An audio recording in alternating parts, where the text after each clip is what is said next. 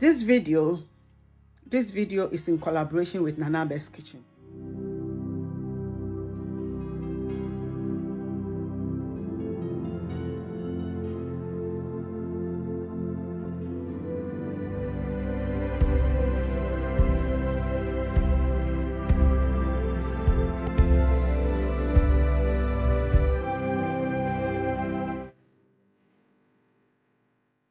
Hello lovely people, a warm welcome back to my channel. My name is Samira, and if you're new here, welcome. Welcome to all my existing subscribers, my existing family and friends. I'm so delighted to come your way today with another delicious salty recipe. The recipe has got a little bit of salt, so we call it salty. Let's take it like that.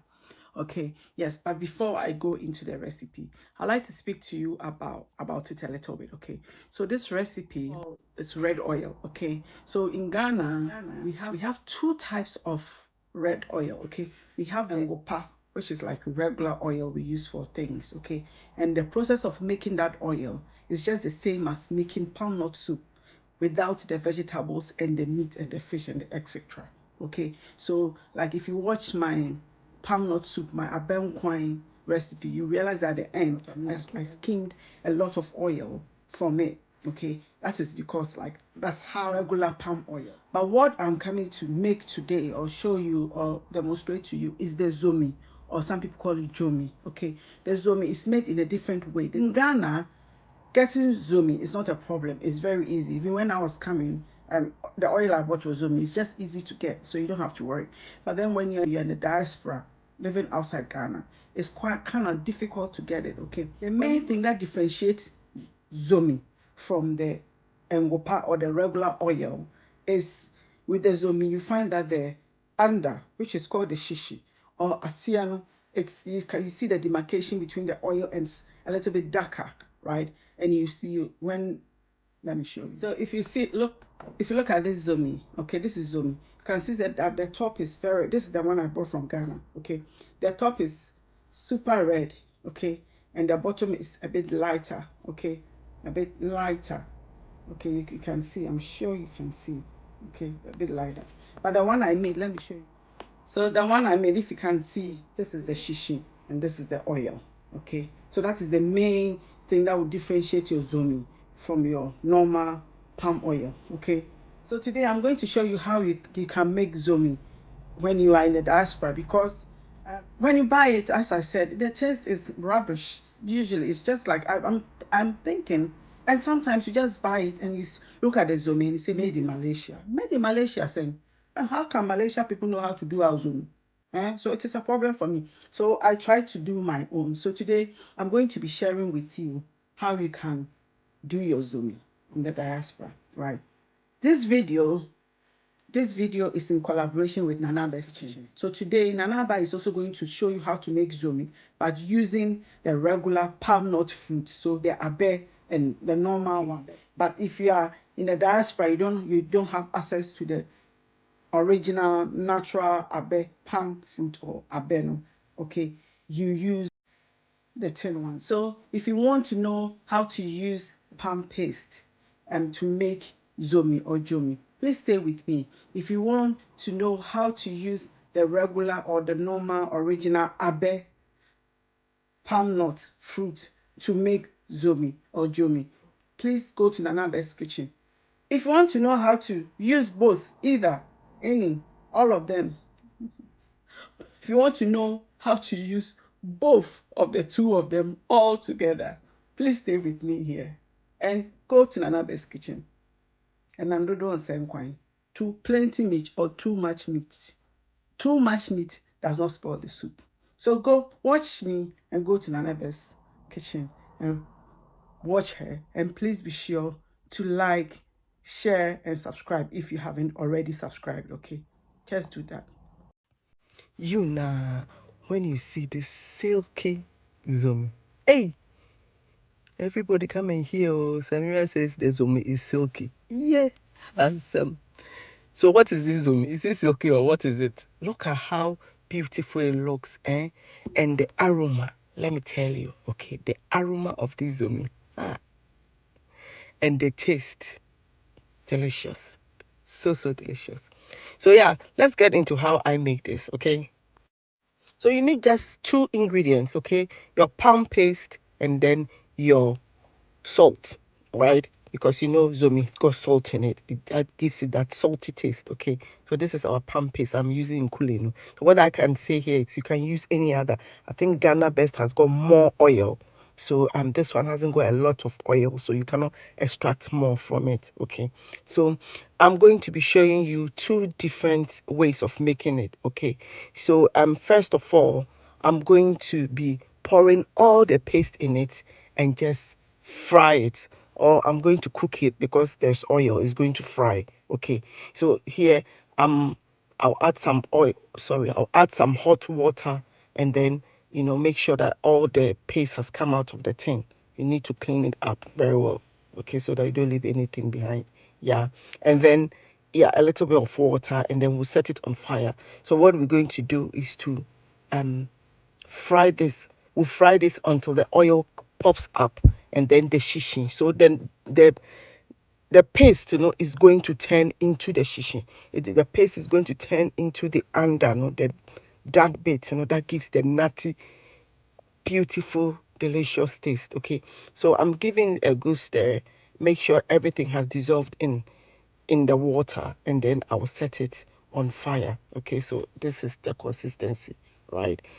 So this is a different recipe I decided to do. Okay, I discussed with my sister Nanaba to do. Okay, so as you are watching, make sure you just go there to watch hers as well. Okay, so here I'm adding some salt to the water. I'll stir it. When it dissolves, then I'll pour it in. Okay, yeah, you can add it anytime. You can add it at the beginning, so long as there is salt and it's salty. That's fine. Okay, so I'm going to pour it in at this time, okay, so that whatever comes out, the water will evaporate, and then whatever comes out, will be just the oil, okay, and then the shishi, because you have to fry this until all the water has evaporated, the oil has surfaced on the top, and then the under, that is the shishi, which I don't know how to say it in the English language, is settled. Okay, it's at the bottom. That is what is the word for the shishi, the under.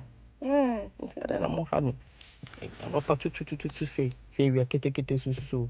Ebi awo bia sanadu susu. Anyway, so you give it a stir. This is a constant stirring, standing and stirring business. Okay, so you stir it, and then until the oil surfaces. So here you see that the oil has surfaced on the paste. Okay, this was really tricky for me at this point. Okay, because I was expecting to find more oil, to see more oil at this point, and I was disappointed in the quantity of oil I was seeing on the surface of the paste. So I kept adding water to it, because I realized that anytime I added water, the oil became plenty. So I'm like, maybe when I add more water and I stir it for longer and I fry it for longer, I will get more oil. But I later realized that it's from the paste I use. The paste I use, which was the Nkulenu, hasn't got a lot of oil. Okay, so that is why I encountered that problem. At this point, the other problem I was having was that the paste was sticking, because it was frying, was sticking at the bottom of my saucepan. So I decided to use a non-stick saucepan. Okay, so that's what I'm doing. So I've transferred into my non-stick saucepan, and I have rinsed the silver saucepan or aluminium saucepan, and yeah, I've poured it in, and this is the oil that we've got. Okay, so this point I'm okay. I set that one aside.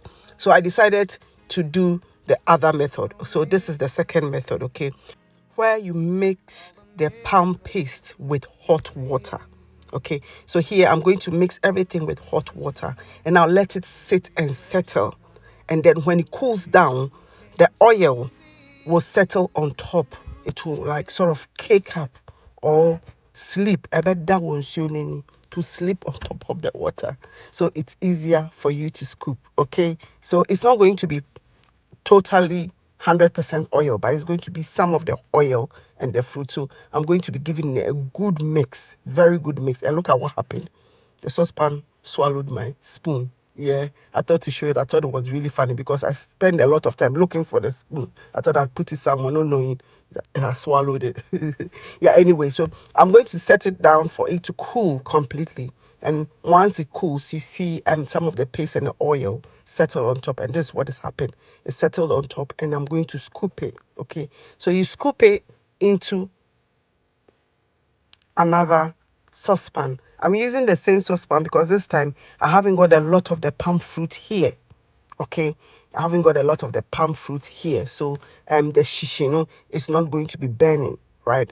Right. So I'm just giving a lot of scoop, and yeah,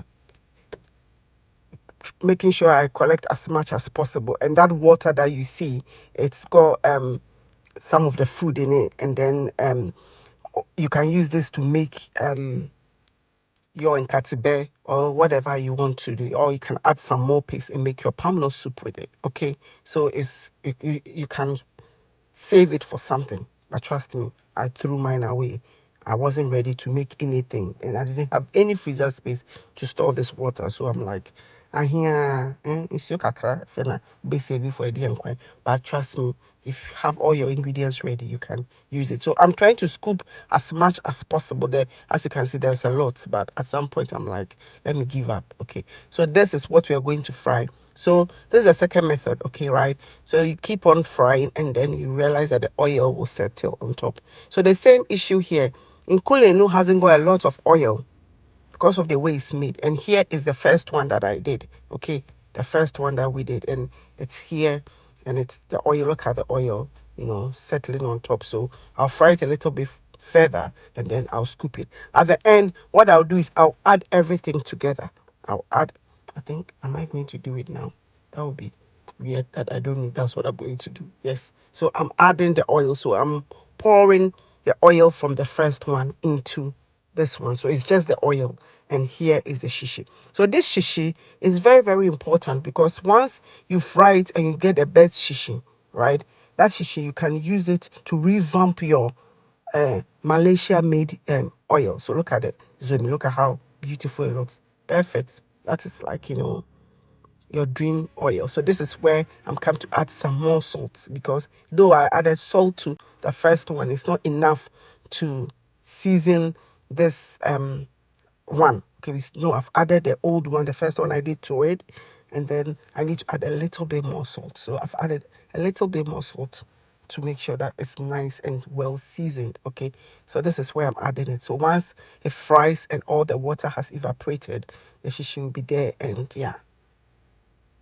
So this, I'm going to get not a lot of shishi, but enough shishi, okay, which is, that corresponds to the quantity of the oil I'm making. Okay, so once it's settled, you see that the shishi will be under.